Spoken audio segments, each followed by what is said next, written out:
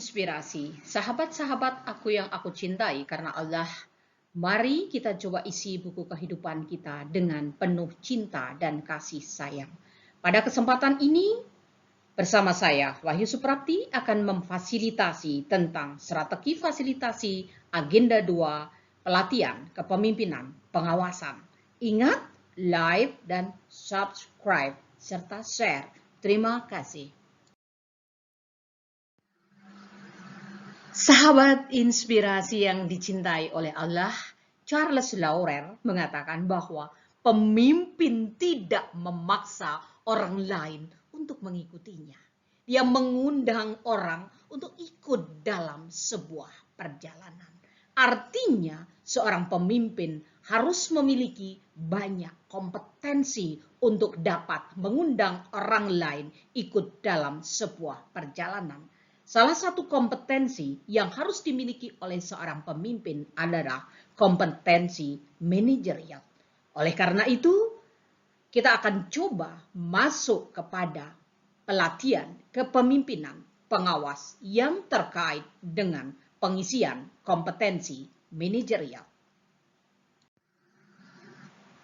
Kompetensi apakah yang dibangun dalam pelatihan kepemimpinan pengawas? Berdasarkan Perlan nomor 15 tahun 2019 adalah membangun kompetensi kepemimpinan pelayanan, yakni menjamin terlaksananya akuntabilitas pelayanan.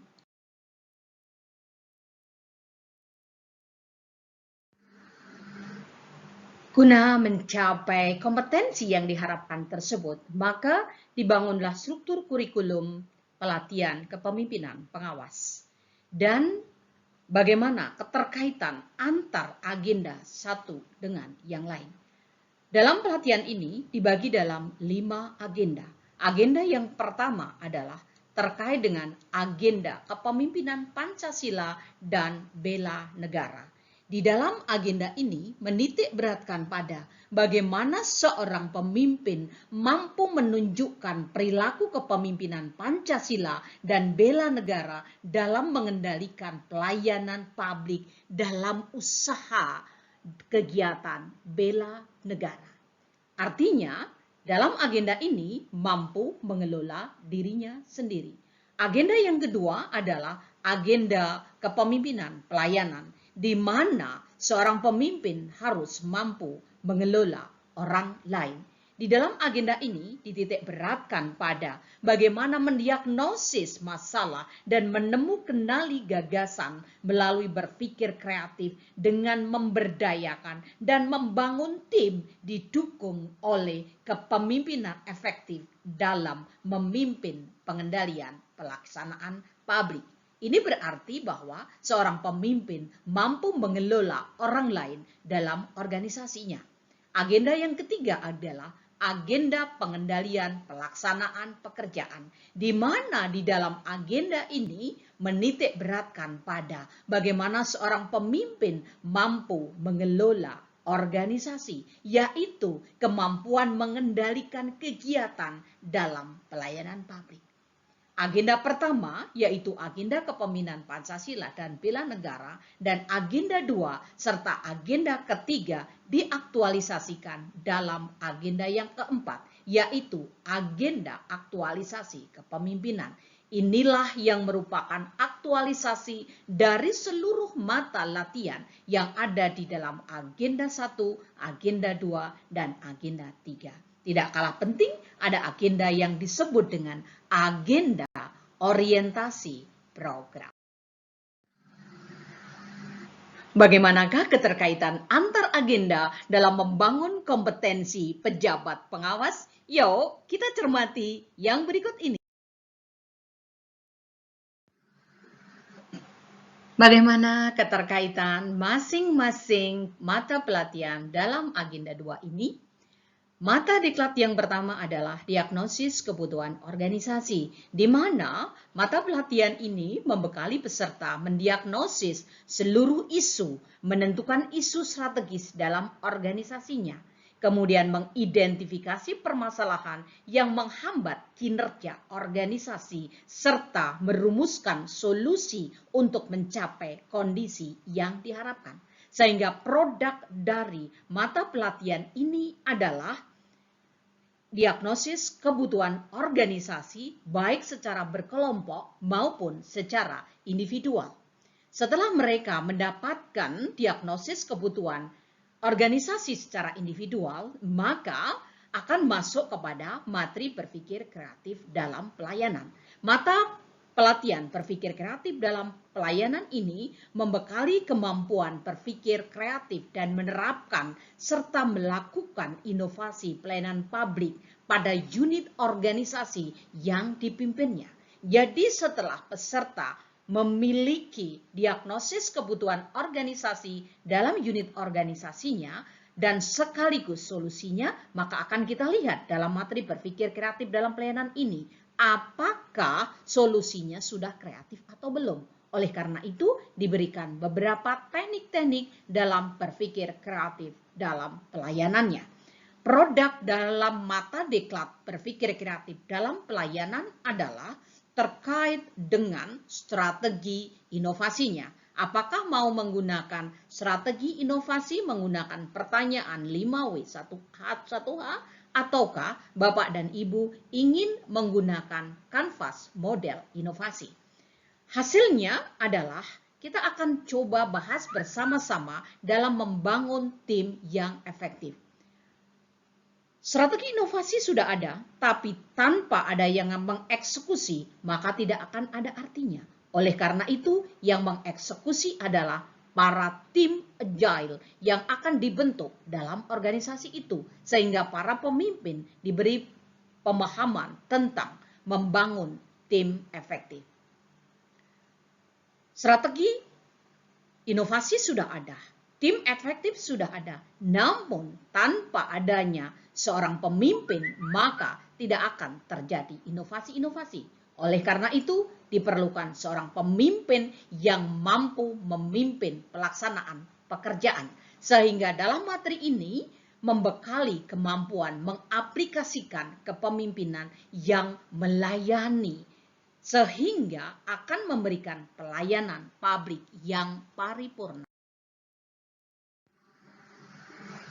Sahabat channel inspirasi yang saya cintai, bagaimana? Nah, untuk konsep-konsepsinya saya pikir sudah. Sekarang sampailah kepada bagaimana kita melakukan strategi dalam kegiatan agenda 2 ini. Yang kami sarankan adalah menggunakan strategi 7M dalam pembelajaran. Apa itu strategi 7M? M yang pertama adalah membangun raport. Bagaimana seorang fasilitator membangun raport dengan audiensnya. Apakah ini hanya dilakukan pada waktu tatap muka? Tentunya tidak. Anda menggunakan daring pun kita juga bisa melakukan building rapport. Kemudian yang kedua, M yang kedua adalah melakukan need assessment untuk mengetahui sejauh mana kompetensi yang telah dimiliki oleh peserta pelatihan kita. Tidak kalah penting adalah memberikan pengalaman. Mengapa? Karena pengalaman ini adalah sesuatu hal yang sangat melekat pada dirinya. Pengalaman itu sangat penting untuk menstimulus subconscious. Kemudian yang ketiga adalah mengungkap pengalaman. Dalam rangka mengungkap pengalaman tadi adalah pengalaman-pengalaman yang telah diberikan saat pembelajaran. Baik mulai menggunakan video, menggunakan kisah, menggunakan contoh-contoh best practice yang sangat luar biasa, atau memberikan pengalaman untuk mencari sesuatu searching di internet, atau mereka akan mendiskusikan sesuatu, mendiskusikan kasus dan lain sebagainya. Hasil pengalaman tadi kemudian diungkapkan. Tetapi pengalaman dan pengungkapan tidak akan ada artinya apabila kita tidak mampu menganalisis pengalaman itu sendiri agar menjadi sesuatu yang sangat bermanfaat. Nah, di dalam menganalisis pengalaman ini tentunya dikaitkan dengan substansi yang sedang dibahas. Apakah substansinya terkait dengan berpikir kreatif dalam pelayanan, ataukah materi terkait dengan diagnosis kebutuhan organisasi, ataukah berkaitan dengan tim efektif atau kepemimpinan dalam pelayanan. Dan yang terakhir adalah menyimpulkan dari sesuatu yang sudah kita bahas.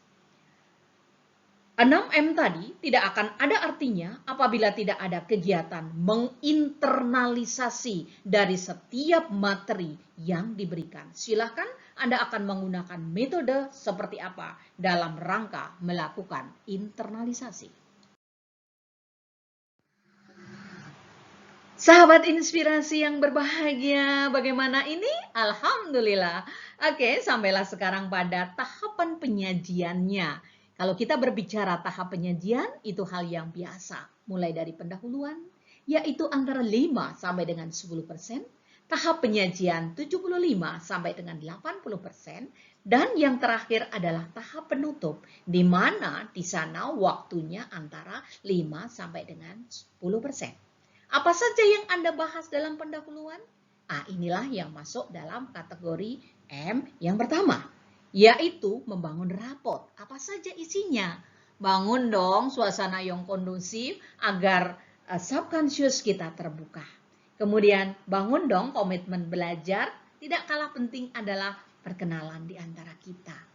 Dan kaitkan dengan agenda sebelumnya apabila Anda pas membahas tentang diagnosis kebutuhan organisasi. Namun apabila Bapak dan Ibu sudah masuk pada materi berpikir kreatif dalam pelayanan, maka Bapak dan Ibu mengkaitkan dengan hasil produk dari diagnosis kebutuhan organisasi. Dan jangan lupa juga kaitkan dengan materi sesudahnya. Kemudian peranan mata deklat itu dalam membangun kompetensi kepemimpinan pelayanan dan tidak kalah penting adalah tujuan pembelajaran. Kemudian di dalam tahap penyajian inti, di sini adalah inti penyajian kita meliputi terkait dengan 6M.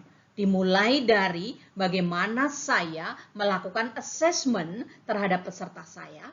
Kemudian yang kedua adalah memberikan pengalaman buatan, atau boleh juga pengalamannya real, di mana peserta pelatihan diajak ke suatu tempat tertentu juga bisa. Pengalaman juga bisa berupa kisah, bisa berupa kasus, berupa testimoni, semua pengalaman terkait dengan substansinya. Setelah mereka mengalami, sehingga mereka akan melakukan kegiatan apa yang disebut dengan mengungkap pengalaman-pengalaman. Bagaimana perasaan mereka mengalami hal tersebut. Kemudian tidak kalah penting adalah menganalisis pengalaman yang sudah ada dikaitkan dengan substansi materinya. Tinggal materinya apa? Kita kaitkan dengan substansinya, kita kaitkan dengan pengalaman kita. Dan tidak kalah penting adalah menyimpulkan dalam hal ini tentunya mengkaitkan antara pengalaman, teori, dan membentuk sebuah kesimpulan yang itulah yang akan kita internalisasi. Sehingga silahkan Bapak dan Ibu harus kaya dengan metode pembelajaran, harus kaya dengan media-media pembelajaran tergantung dari materi pokok dan sub-materi pokoknya. Tahapan terakhir adalah penutup, di mana waktunya 5 sampai dengan 10%. Isinya adalah Bapak dan Ibu meminta umpan balik dari peserta pelatihan kita. Bisa berupa evaluasi-evaluasi. Evaluasinya silahkan Bapak dan Ibu bisa menggunakan bermacam-macam. Kemudian rangkuman, dan yang terakhir adalah memotivasi serta himbauan aplikasinya. Kau yang memulai, kau yang mengakhiri. Karena saya memulai, saya akan mengakhirinya. Seorang pemimpin mampu menyentuh hati orang lain sebelum meminta mereka melakukan sesuatu, kata John Maxwell. Mengajar identik dengan memimpin. Mampukah kita menyentuh hati peserta pelatihan kita? Ingat, like, subscribe, dan berikan komentar apabila ada sesuatu yang kurang jelas. Terima kasih.